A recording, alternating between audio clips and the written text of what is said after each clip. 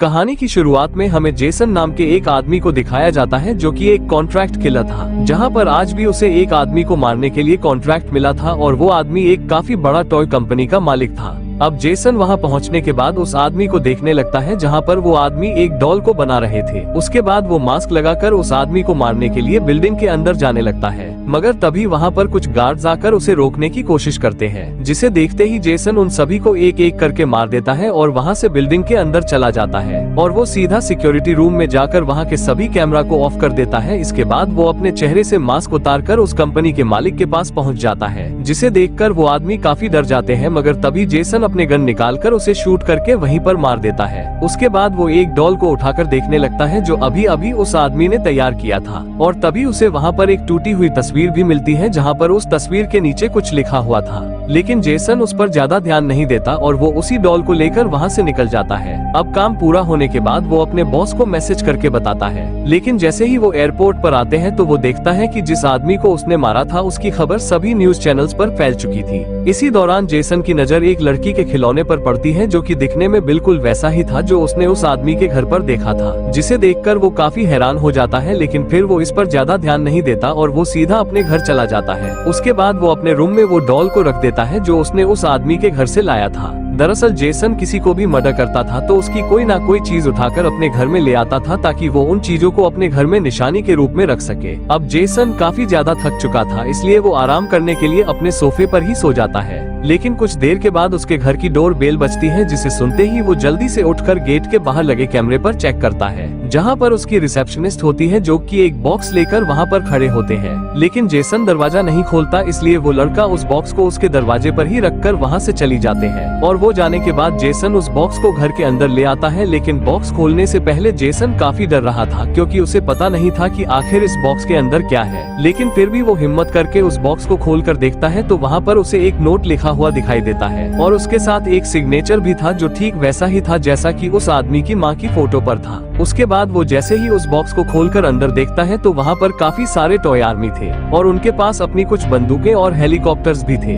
इसके बाद जेसन उसे वहीं रखकर किचन में जाता है, लेकिन तभी वो बॉक्स अपने आप नीचे गिर जाता है, जिसे देखकर वो हैरान हो जाता है और वो सोचने लगता कि उसने तो बॉक्स को ठीक से रखा था तो वो नीचे कैसे गिर गया। उसके बाद वो वहां जाकर उस बॉक्स को उठाने की कोशिश करता है, लेकिन तभी वो देखते हैं कि उस बॉक्स के अंदर जो टॉय की आर्मी था वो सभी गायब थे, जिसे देखकर वो काफी हैरान हो जाता है और तभी वहां पर कुछ अजीब सा आवाजें आने लगता है, जिसे देखकर उसे कुछ भी समझ में नहीं आ रहा होता है कि यहाँ पर क्या हो रहा है। लेकिन तभी उसके नजर अपने घर की केबल में पड़ जाती है जो किसी ने काट दिया था, इसलिए वो इधर उधर देखने लगता है कि तभी उसके पैर पर कुछ चुभने का एहसास होता है, जिससे वो देखता है तो ये वही हथियार था जो उन टॉय आर्मी के सोल्जर्स के पास था। इसके बाद उसने जैसे ही अपने टेबल के नीचे देखा तो वहाँ से वही टॉय आर्मी उसके चेहरे पर गोलियों से हमला कर देती है, जिसे देखते ही वो पीछे हट जाता है और तभी उन टॉय आर्मी जेसन की तरफ एक छोटी सी मिसाइल छोड़ देता है और देखते ही देखते वहाँ पर काफी सारे टॉय आर्मी आकर उस पर हमला करने लगता है, जिससे जेसन उनसे बचने के लिए जल्दी वॉशरूम में घुस जाता है और तभी वो देखता है कि उसकी टांग में बहुत ज्यादा चोट लग चुका था और इसके साथ ही उसके चेहरे पर भी बहुत सारी छोटी छोटी गोलियां लगी हुई थी। यहाँ पर जेसन को कुछ भी समझ में नहीं आ रहा था, इसलिए वो वॉशरूम के अंदर से ही एक मिरर का इस्तेमाल करके उस टॉय आर्मी को देखने की कोशिश करता है,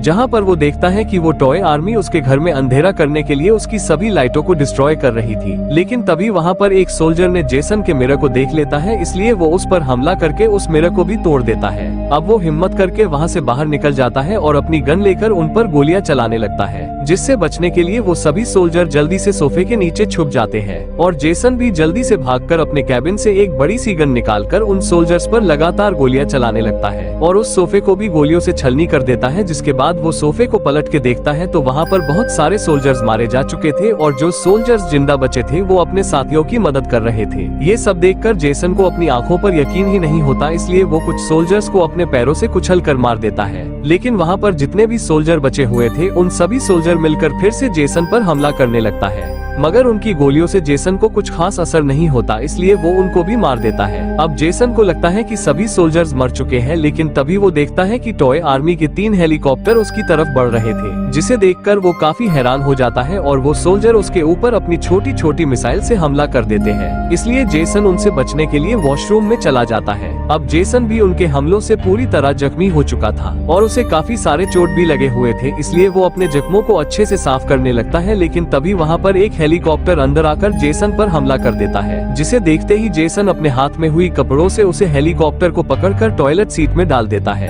और उसमें अपना हेयर ड्रायर लेकर उसे टॉयलेट सीट के अंदर डाल देता है, जिससे वहाँ पर एक इलेक्ट्रिक शॉक निकलकर सभी सोल्जर्स मारे जाते हैं। और तभी वहाँ पर टॉय आर्मी ने जेसन को एक चिट्ठी देता है जिस पर लिखा होता है कि अब तुम हार मान लो। ये देखकर जेसन बहुत हैरान था, क्योंकि एक खिलौने की आर्मी ये सब कैसे कर सकती है। इसलिए वो उसे रिप्लाई देता है कि मैं हार नहीं मानूंगा। इसके बाद वो जैसे ही बाहर देखता है तो वहाँ पर टॉय आर्मी ने उस पर हमला करने के लिए टैंक तैयार कर रहा था और देखते ही देखते वहाँ पर उन सोल्जर्स ने उस पर टैंक से हमला कर देते हैं, जिससे उसके वॉशरूम का दरवाजा टूट जाता है। वहीं जेसन अपनी जान बचाने के लिए खिड़की से बाहर आ जाता है, लेकिन वो यहाँ से भाग नहीं सकता था क्योंकि ये 14th फ्लोर में था। इसके बाद जेसन धीरे धीरे करके बालकनी तक पहुंचने की कोशिश करता है, पर तभी वहां पर एक और हेलीकॉप्टर आकर उस पर हमला कर देता है, जिसे देखते ही जेसन अपने गन से उस पर फायर करता है और वो हेलीकॉप्टर वहीं पर क्रैश हो जाता है। और वहीं दूसरी तरफ बाकी के सोल्जर्स अपनी गन जेसन की तरफ पॉइंट करके उसके अंदर आने का इंतजार कर रहे थे, लेकिन तभी जेसन दूसरी तरफ से अंदर आकर उन सभी पर हमला कर देता है, जिसे देखकर टॉय आर्मी के कुछ सोल्जर्स वहां से भागने लगे, मगर अभी भी उनमें से कुछ आर्मी उन पर हमला कर रहे थे, इसलिए वो एक लाइटर और एक स्प्रे से उनको जला देता है। उसके बाद वो भागे हुए आर्मी को भी ढूंढकर मारने लगे। अब थोड़ी देर बाद वो सभी आर्मी को मार देता है और उनको इकट्ठा करके काउंट करने लगता है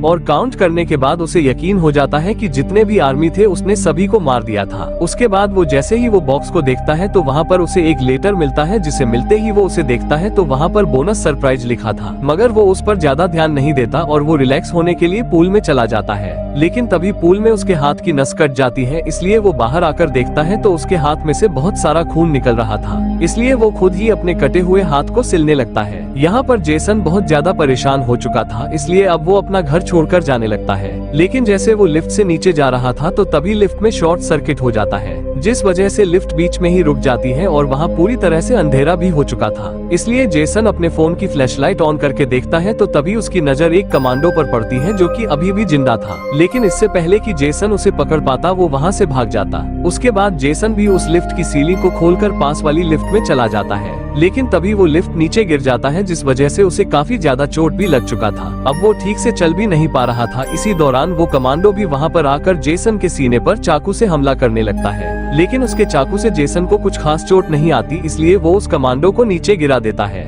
इसके बाद वो उस कमांडो को पकड़कर उसके सिर को लिफ्ट के बीच में रख देता है, जिसके बाद जब लिफ्ट बंद होती है तो तभी उस कमांडो की मौत हो जाती है। अब कमांडो को मारने के बाद जेसन बहुत खुश था, क्योंकि उसे लग रहा था कि अब वो पूरी तरह सेफ है। लेकिन तभी वो देखता है कि उस कमांडो की बॉडी के अंदर एक बॉम्ब लगा हुआ था। अब इससे पहले कि जेसन वहाँ से निकल पाता वो बॉम्ब ब्लास्ट हो जाता है और जेसन के भी वहीं पर मौत हो जाती है। इसके बाद हम देखते हैं कि जो डॉल जेसन ने अपने घर पर लेकर आया था वो अपने आप ही डांस करने लगती है और इसी के साथ ये मूवी भी यहीं पर एंड हो जाती है।